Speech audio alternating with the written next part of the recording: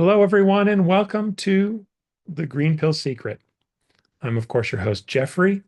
And today I have a special guest, my friend Nancy Morgan from Big Money Out, Virginia. And we're here to talk about voting because we have an election coming up here in the United States. And as you may know, voting is a sacred duty here in the United States and all that. And my friend Nancy and we want to just tell you a little bit about what it means when you vote. So welcome, Nancy. Oh, thank you very much. And thank you for allowing me, Jeffrey, to talk about my favorite issue, getting big money out of politics. Absolutely. Something you and I have been fighting for quite a while. You probably longer, but I'm a warrior just like you. It's so Yeah, nice. just to let you know, our citizens group, which is called Big Money Out, we started about 6 years ago. And we started basically because of the affiliation with American Promise, which is a group that is trying to overturn Citizens United through a constitutional amendment. But then, like 2 years later, we are all looking around the room, and somebody said, we should look at Virginia politics. And we all looked sort of confused, and it's because none of us really followed Virginia politics. But lo and behold, we are ranked 46 out of 50 in the Swamp Index by the Coalition for Integrity, basically because of our lax campaign finance and ethics laws and lack of accountability and transparency to our Virginia voters. So that's my passion. Oh, absolutely. Nancy, I tell you, I see some of these stories about corrupt politicians getting zapped and zapped for this and that. And I keep saying, but it's not illegal in Virginia. And it's like, oh the my George goodness. Santos, the George Santos. That's exactly right. And in fact, there was one bill. We're so bad that, Jeffrey, if you're running for office, I can give you $1 million because we have no limit. And you can just take Yeah, it around and go to the Caribbean and bring all your lobbyist friends down there. And exactly. so we did have a bill restricting personal use of campaign funds that's been introduced for 14 years in a row, and they called it the George Santos bill. But somehow we could just never get it over the finish line. Oh, I know. I mean, look, and it's not partisan in that sense of we have Republicans and Democrats who want to see the money out of politics. This is not a partisan issue. And we have Democrats that are fighting against campaign finance reform as well as Republicans fighting against it. It is like the national popular vote, another issue that Nancy knows that I'm very much into, and having just one vote for the president across the entire nation. We're not going to have it this year, but it may be something that comes soon. We have 209 out of 270 needed delegates or needed electors to essentially and guarantee that whatever the popular vote winner is will become the next president. But it's going to take a little push and pull because you got to get it passed in so many states to get to that 270, and that's our goal there. Both of these Yeah, issues I are, think there's yeah, they're so important, and there's a certain amount of reform that needs to be done. It's not only money out of politics, the popular vote, but it's also ranked choice voting and having. I mean, some people don't agree with it, but nonpartisan open primaries. So I think oh yeah, there are electoral reforms that really could transform our country. So in fact, we are a one person, one vote country. absolutely. I mean, that's a great point, Nancy. I mean, we in Virginia do have one lucky aspect that we have open primaries, but not every state does. A lot of states, like the state I grew up in, Connecticut, that is a closed primary system. You have to be part of the party to vote in the primary. Many states are set up that way. It disenfranchises people because sometimes, you're just in that situation where you want to vote for the person that is unlikely to win, just to say, hey, I want to make sure that this person is less toxic on the other side or more toxic on the other side or whatever you want to do. But having that right, you can only vote in one of them. Even in Virginia, you got to choose, going to be Republican, Democrat.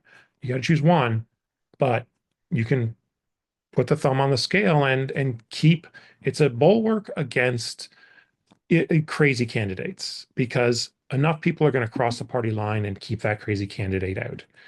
or at least that's the Well, theory in luckily, practice. yeah, luckily in Virginia, we had Virginia 2021 that actually helped us do redistricting.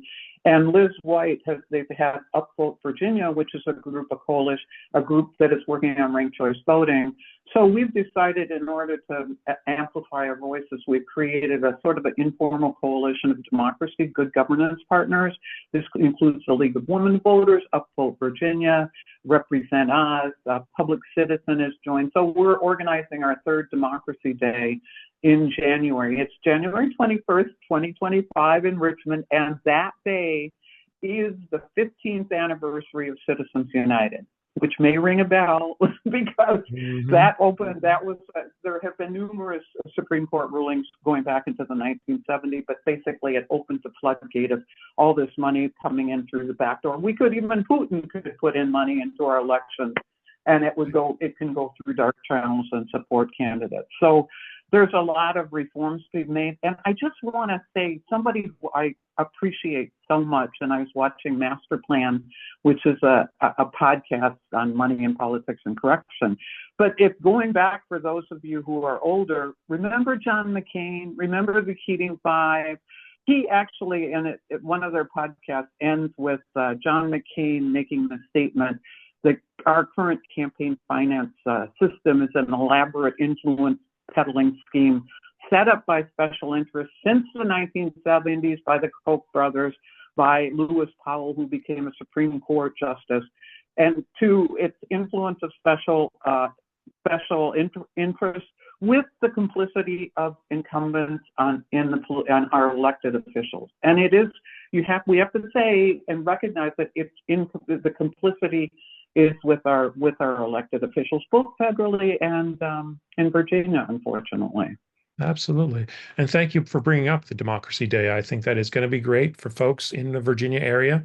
Come out on the 21st of January. Our General Assembly here in Virginia, we're in the shorter session. It's going to go January, February this year.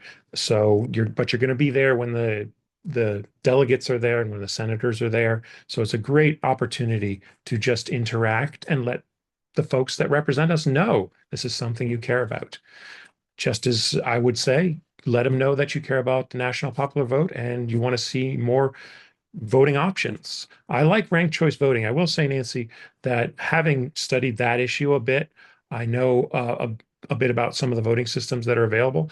I kind of prefer a star approval system, very similar to the way we just sort of say, oh, these boots on Amazon were great. I'm going to give them 5 stars. Oh, this candidate really sucked, so I'm going to give him 1 star. That because it's more intuitive. And it solves the one problem that I see with ranked choice, which is I like them both the same. The moment you like 2 candidates both the same, you have to sort of think really hard who is really the slightly better one. And star approval gets around that by just saying, oh, you both get 5 stars or you both get 4. But either way, we need reform. We need reform. And whatever we choose, I would say ranked choice is still better what we have today. Star approval, I would like better. It's a little more Condorcet. But overall, what we have now, first past the post, oh, no, we're getting craziness in that. Yeah, and there will be, Upvote Virginia will be introducing, there were 4 ranked choice voting bills that were introduced last General Assembly. Unfortunately, one technical one that the Department of Elections wanted in terms of calibrating machines was vetoed by the governor.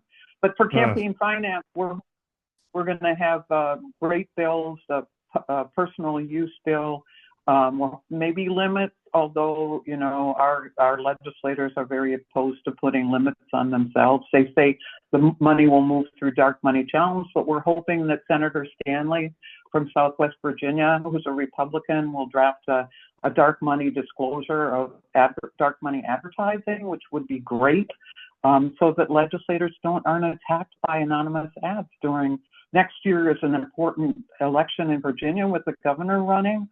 And also we have Marcus Simon, who's going to be introducing, hopefully, allowing local jurisdictions to put in place public financing of elections, like Maryland does it in Howard County, Montgomery County. These are all common sense, good governance legislation that protect legislators, allow more people to run for office so that we get people who are representative of their constituents. And so it's not only limited to people who have a lot of money. Right, responsive to the people. Because I mean, one of the hairier issues of campaign finance is self-financed campaigns. If we make it so that you can self-finance the campaign, then it just means that the rich people are going to have all this money to throw at campaigns, even if you take all the other monies out of politics. And that's dangerous because it forces you into that situation where you just don't have those options. Yeah, and people know about Citizens United, but it goes back to Buckley versus Vallejo. That's 1976. That was Right. the bill that basically it maintained the contributions, limit on contributions, but it said you can't put limits on expenditures because that's money is speech. That's where the term money is speech came in. Absolutely. That's So a great. thank you for the support. Yeah, no, absolutely, Nancy. It's been great having you here. And one interesting fun fact, Marcus Simon, Delegate Simon, and I, we share a birthday. Oh, that's wonderful. He's a wonderful good governance champion. Yes, There he are other is. ones, but we hope to influence some of the more recalcitrant ones. But people need to raise their voices. We can't do it without people contacting their legislators. Right. That's you, that's me, and the people watching. So we hope to see you out there Exactly. in your state capital. Whatever capital of the state you live in, please go there.